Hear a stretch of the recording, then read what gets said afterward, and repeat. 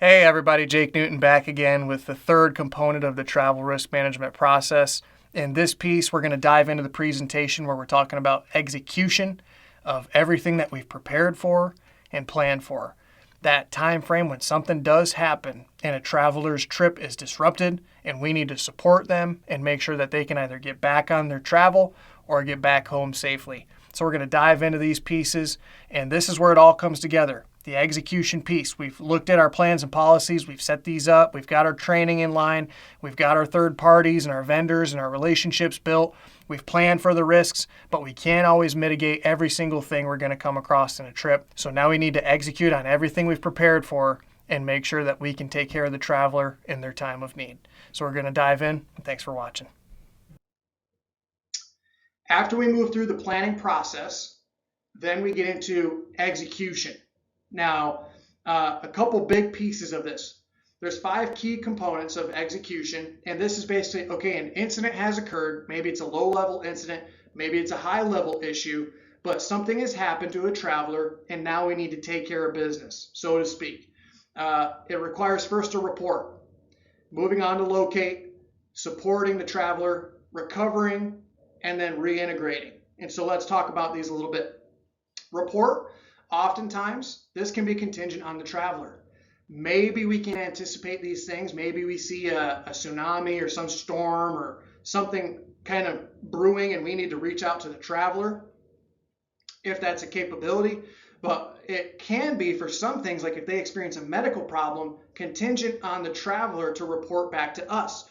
Does the traveler recognize that? Do they recognize that they need to contact the resources available to help them, as well as maybe contact folks within the organization to make sure that insurance is unlocked or whatever it might be supporting this program? From there, it's also locating. Sometimes reporting and locating can happen at the same time. Sometimes we have the ability to track travelers, granted that they're properly in the system. That kind of goes back to the preparation and planning side of things. But we need to know where they are so we know what support to provide, or we know where to route them or where to get them to, all of these different things. But reporting and locating, maybe the traveler can provide both of those different pieces of information. They can tell you specifically where they are, if they're in Paris or if they're in London or if they're in somewhere in Africa, wherever it might be. Can they provide you that information, or can you pull that information from them somehow, maybe through some technological means? Support is a big one here. Now, maybe it's a short-term issue. Maybe they lost their luggage and we just need to connect them with the credit card company or the travel agency, whatever it is, to get that taken care of, get them some clothes for a couple days. Maybe it's more extreme, where this is a potential medical issue and they need to be evacuated to a new hospital where they can get care for whatever the issue might be. Or maybe there's a natural disaster going, or maybe there's some sort of act of violence, whatever it is. What kind of support do they need? And can we think about these things ahead of time? Maybe it's security resources available. Maybe it's if we have an office in the area, are there different things we can have set aside for supporting these employees or for supporting students, whoever it might be? But whatever we need to do to maintain their life, maintain 98.6, maintain their health and well-being, for a lack of a better term, and get them through to where they're either back on their trip or coming back home in a safe and secure manner. And that's what the recovery piece is all about. So recovering them, maybe it is recovery to getting them back home. Maybe it is recovery to back on their trip, but recovering them so they're getting back towards a state of normal.